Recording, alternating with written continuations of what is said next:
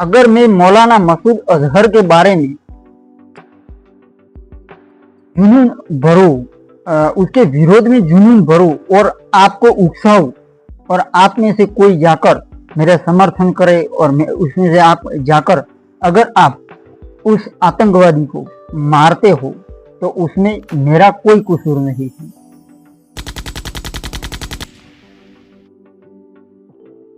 क्योंकि मैंने तो इंफॉर्मेशन के लिए यूट्यूब पर स्पीच दी, लेकिन जिसने हत्या की वही गुनहगार है।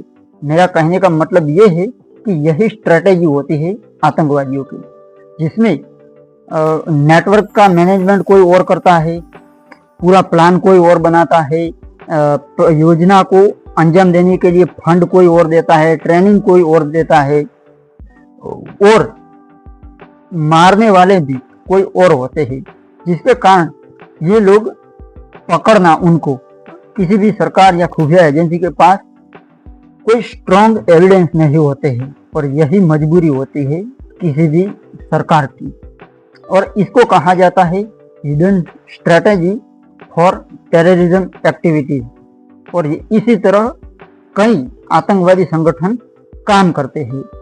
तो आज हम उस व्यक्ति के बारे में बात करेंगे, उस आतंकवादी के बारे में बात करेंगे जिसका नाम मैंने लिया मसूद अजहर, मौलाना मसूद अजहर, जिसके भारत में कई क्रिमिनल रिकॉर्ड है, वो भी आतंकवादी एक्टिविटी के बारे में, उन मामलों में।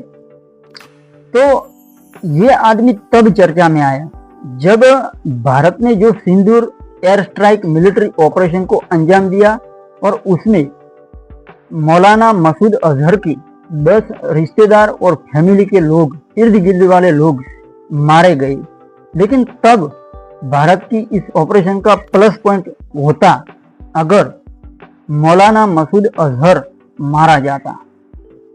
तो ये जब सिंदूर एयर स्ट्राइक ऑपरेशन किया गया, जिसमें पाकिस्तान के अंदर घुसकर आतंकवादी ठिकानों को नष्ट किया गया, जिसमें जो ये उनका आतंकवादी संगठन है जैश ए मोहम्मद, उसका मुखिया मौलाना मसूद अजहर, उसके परिवार के 10 सदस्य और 4 करीबी सहयोगी मर गए।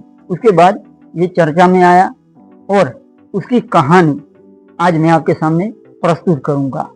तो इस बारे में जो जैश ए मोहम्मद संगठन है, जो कि आतंकवादी संगठन है, उसकी ओर से बुधवार को यानी 7 मई 2025 को जब भारत ने ऑपरेशन सिंदूर को अंजाम दिया था, तब जानकारी आई थी कि मरने वालों में मसूद अजहर की बड़ी बहन, बहनोई, भांजे की पत्नी और भांजी के अलावा 5 बच्चे भी शामिल थे। तो उसके मुताबिक पाकिस्तान के बहावलपुर में सुभान अल्लाह मस्जिद पर हमले में मसूद अजहर के रिश्तेदारों की मौत हुई थी, जहां पर सुभान अल्लाह मस्जिद पर मिसाइल दागी गई थी और उसके कारण मसूद अजहर के रिश्तेदारों की मौत हुई। इसी बहावलपुर में 10 जुलाई 1968 को अल्लाह बख्श सबीर के परिवार में मसूद अजहर का जन्म हुआ था।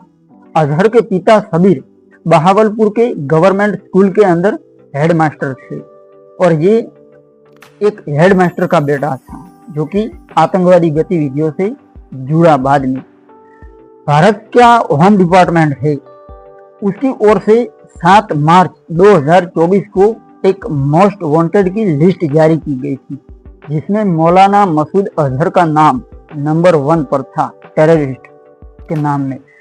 अब भारत के खिलाफ मसूद के अपराध की लंबी चौड़ी दोस्तों लिस्ट है और कई मामलों में वो खुद अपराधी भी थे, ऐसा माना जाता है।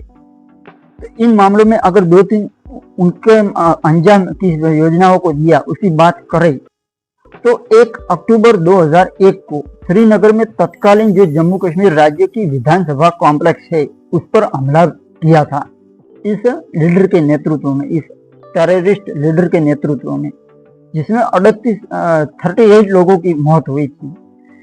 दूसरी घटना, दूसरा अंजाम इसके बाद 12 दिसंबर 2001 को भारत की संसद पर आतंकवादी हमले में भी अजहर का, मौलाना मसूद अजहर का नाम शामिल था। इस हमले में सिक्योरिटी फोर्सेस के 6 जवान और 3 अन्य लोग मरे थे।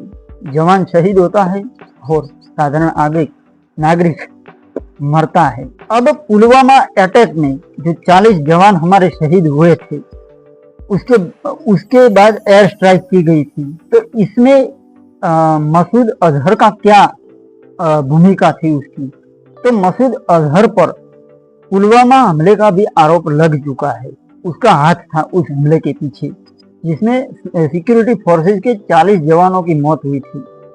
वैसे मौलाना मसूद अजहर की सबसे ज्यादा चर्चा कंधार हाईजैक जो हुआ था, प्लेन हाईजैक हुआ था, उसके दौरान ये आदमी सुर्खियों में आया था। फिर साल 99 में कंधार हाईजैक के दौरान जिन 3 चरमपंथियों को रिहा करने की डिमांड की गई थी, उसमें ये मौलाना मसूद अजहर शामिल था। तो भारत सरकार के तत्कालीन विदेश मंत्री जसवंत सिंह मसूद अजहर को विशेष विमान से लेकर कंधार गए थे उस दौरान, और उसके बाद से ही मसूद अजहर की तलाश भारत की सिक्योरिटी एजेंसियां कर रही है, मसूद अजहर की तलाश कर रही है।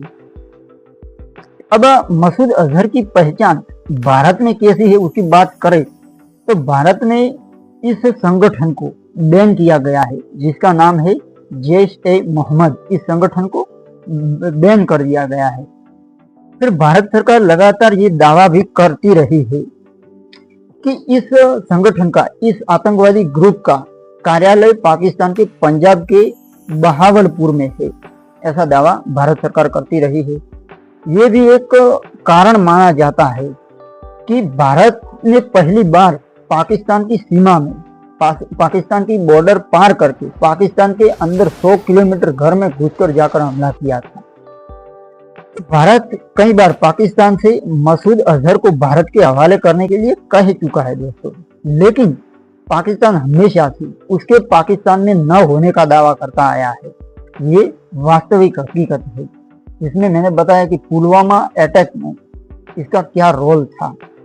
अब उसकी आतंकवादी गतिविधियों की अगर बात करें तो भारत 2009 से ही मौलाना मसूद अजहर के जैश-ए-मोहम्मद संगठन को यूनाइटेड नेशन की आतंकी संगठनों की लिस्ट में शामिल करवाने की डिमांड करता आया है, लेकिन चाइना हमेशा इसके खिलाफ जाकर वीटो पावर का प्रयोग करता है और इसमें भारत को सफलता नहीं मिलती है। करीब 10 साल की कोशिशें और पुलवामा हमले के एविडेंस प्रमाण के बाद 1 मई 2019 को यूनाइटेड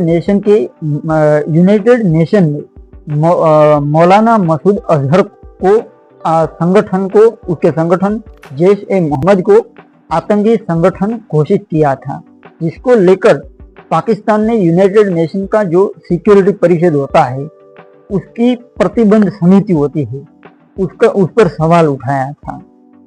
अब यहाँ पर ये तथ्य के सामने आया तब ये तो बिल्कुल साफ हो गया कि पाकिस्तान आतंकवादियों का समर्थन करता है। इसीलिए तो उन्होंने यूनाइटेड नेशन की प्रतिबंध समिति पर इन्होंने सवाल उठाया। मसूद अजहर की जब उसके आतंकवादी लिस्ट में जब डाला गया तब उन्होंने सवाल उठाया, जिसको कोई आतंकवादियों से कोई नाता नहीं है, वो आतंकवादियों के मामले में क्यों इन्वॉल्व होता रहे। मसूद अजहर के जिन क्रियाकलापों के, जिन दुष्कर्मों के बारे में भारतीय होम मिनिस्ट्री यानी होम डिपार्टमेंट होता है हमारा, उसने मोस्ट वांटेड की सूची में जिक्र किया है इसका, मसूद अजहर का।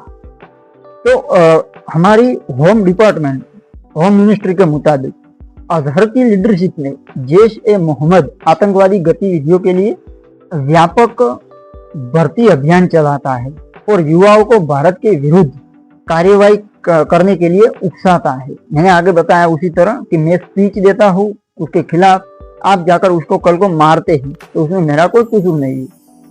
तो इसी प्रकार का उनकी कार्य करने का तरीका होता है। आतंकवादी नेटवर्क का, जो टेररिस्ट नेटवर्क होता है, उनका कार्य करने का तरीका इसी प्रकार का होता है। हिडन एक फेंसिंग जो आती है इलेक्ट्रिसिटी की, उस फेंसिंग में इलेक्ट्रिसिटी जा रही है, वो हमें दिखती नहीं है लेकिन फिर भी होती है।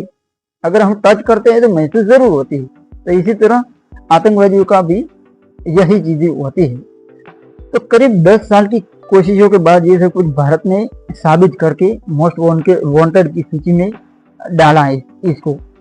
फिर जनवरी 2002 में एक सोर्सेज से इंफॉर्मेशन सामने आई कि मौलाना मसूद अजहर के बारे में एक विस्तृत जब वो इंफॉर्मेशन बाहर आई तो उसमें उसके मुताबिक, उस इंफॉर्मेशन सोर्स के मुताबिक, मसूद अजहर का जिहादी गतिविधियों से जुड़ाव कराची में जब वो पढ़ता था तब से है, आतंकवादी गतिविधियों में वो इन्वॉल्व हो चुका था तब जब वो पढ़ता था। अब भारत में मसूद अजहर की गिरफ्तारी की बात करें हम, भारत ने गिरफ्तार भी किया है, उसको रिहा भी किया है, कुछ मजबूरियों के कारण मैं बताता हूँ आपको।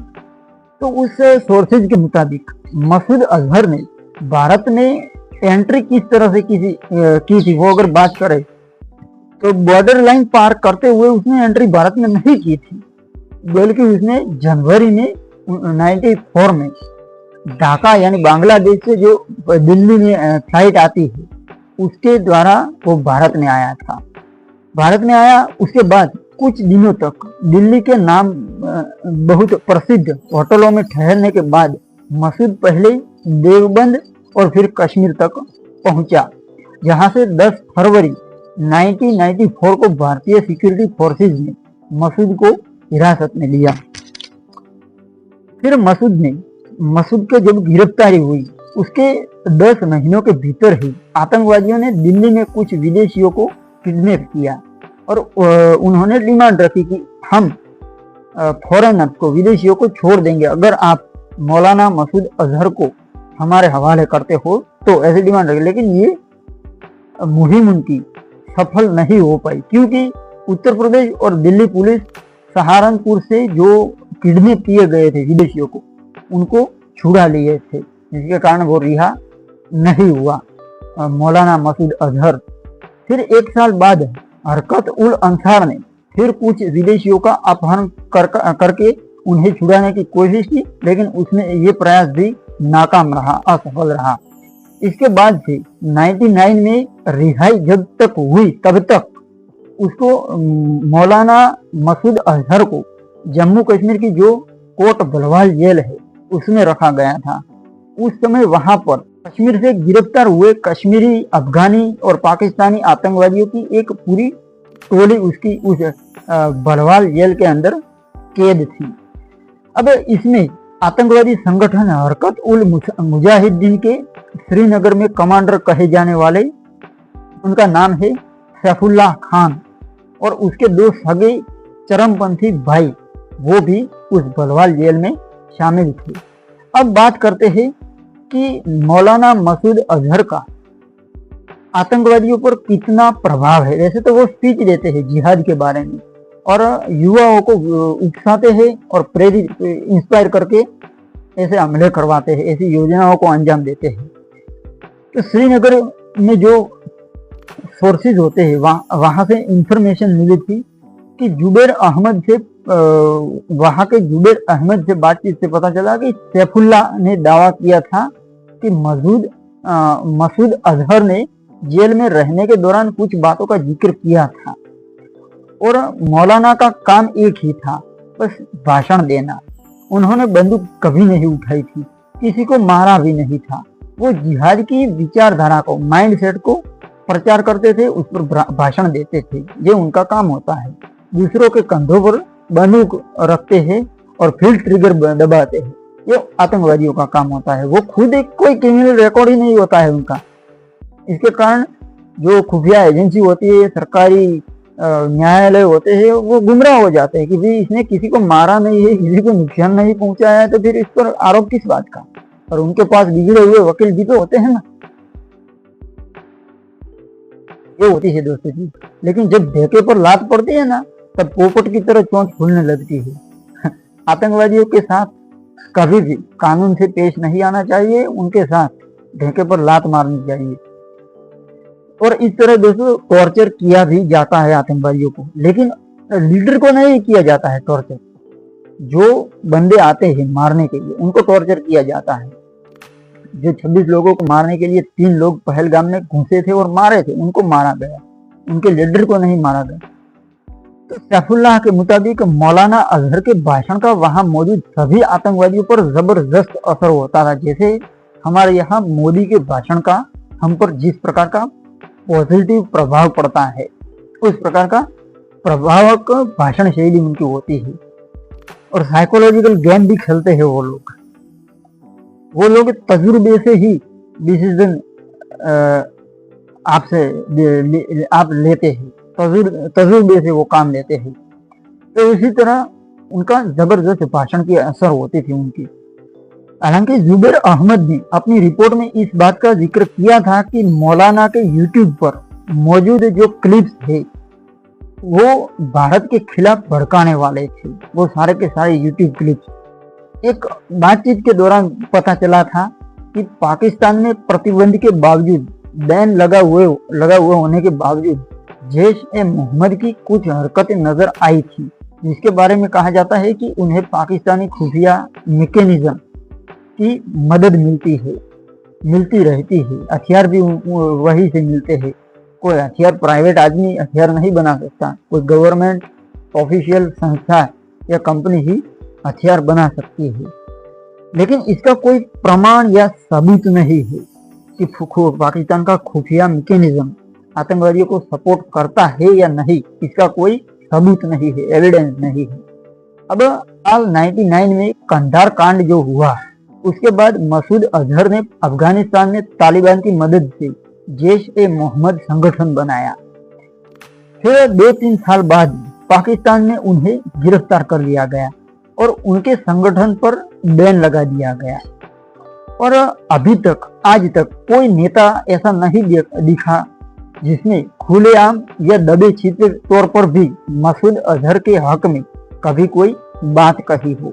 ऐसा कोई नेता भी अवेलेबल नहीं है और ऐसा किसी ने मीडिया में इसका नाम तक नहीं लिया है। तो इस तरह अगर आगे बढ़े तो पाकिस्तान के रहने वाले हैं, मियाँ है, तो उनकी पाकिस्तान में छवि कैसी है? तो पाकिस्तान में मौलाना मसूद अजहर के बारे में कोई अच्छी राय तो नहीं है दोस्तों। सब जानते हैं कि वो एक आतंकवादी ग्रुप का लीडर है, चरमपंथ का यानी आतंकवाद का प्रचार करता है, जिहाद का प्रचार करता है। कई आतंकवादी घटनाओं में उनका हाथ है, ऐसा सब लोग मानते हैं। नौजवान उनके बारे में अच्छी राय नहीं रखता है, कोई भी नौजवान। दूसरी चीज, लेकिन समाज का एक हिस्सा ऐसा भी है जो उसका समर्थन भी करता है, और ये वो लोग हैं जो भारत को अपना दुश्मन मानते हैं। ये वही लोग हैं जो इस आतंकवादी का समर्थन करते हैं। लेकिन 90% आबादी कोई इसका समर्थन नहीं करता है।